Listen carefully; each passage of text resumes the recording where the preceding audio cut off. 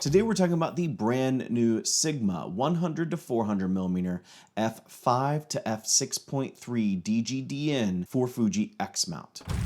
In case you missed it, Sigma just announced two brand new lenses, the 23mm f1.4 DCDN, which I was also able to make a review for, and I will leave a link to that review in the description below. But on top of that, they announced the 100 to 400mm f5 to f6.3 DGDN, which is what we're talking about here today. Now, rigmarole disclaimer, I was sent this lens from Sigma, but as always, I'm not getting paid and I get to say whatever I want.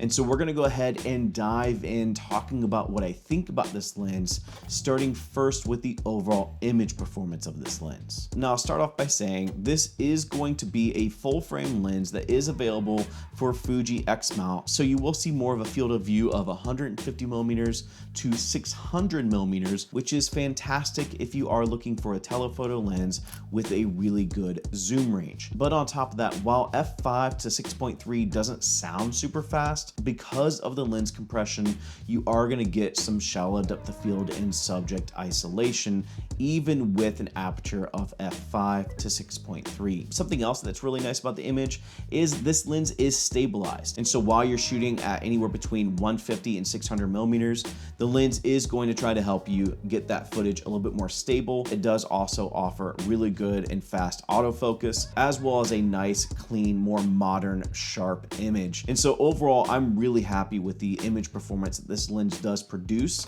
And so let's go over and talk about the build of this lens. Now, the biggest selling point for this lens as far as the build is how compact it is for what you're getting. We talked about the image performance and what this lens offers as far as the overall image, but you're getting all of that in a lens that is 3.4 inches wide and 7.9 inches long.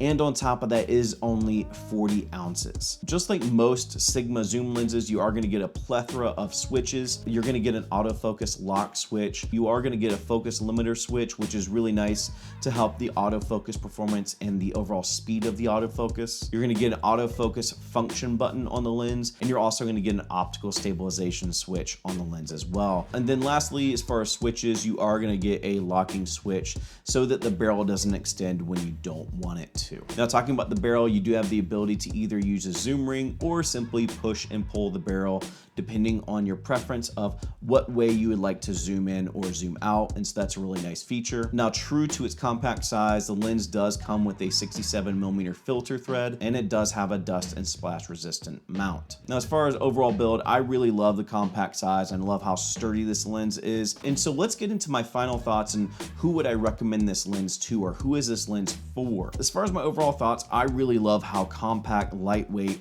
and budget friendly this ultra telephoto lens is. The lens is going to come in right under $1,000, and so that kind of leads me into who this lens is for. This lens will be perfect for someone that wants an ultra telephoto lens, a compact, lightweight ultra telephoto lens on a budget. And so if that meets your criteria for an ultra telephoto lens, then I would absolutely check out the brand new Sigma 100 to 400 f5 to 6.3 DGDN. And so that's it for me. I hope you guys enjoyed the video. Remember, if you want to check out my review of the 23mm f1.4, follow the link in the description below. As always, thank you all for joining. Go and find your journey. Go embrace life. Peace.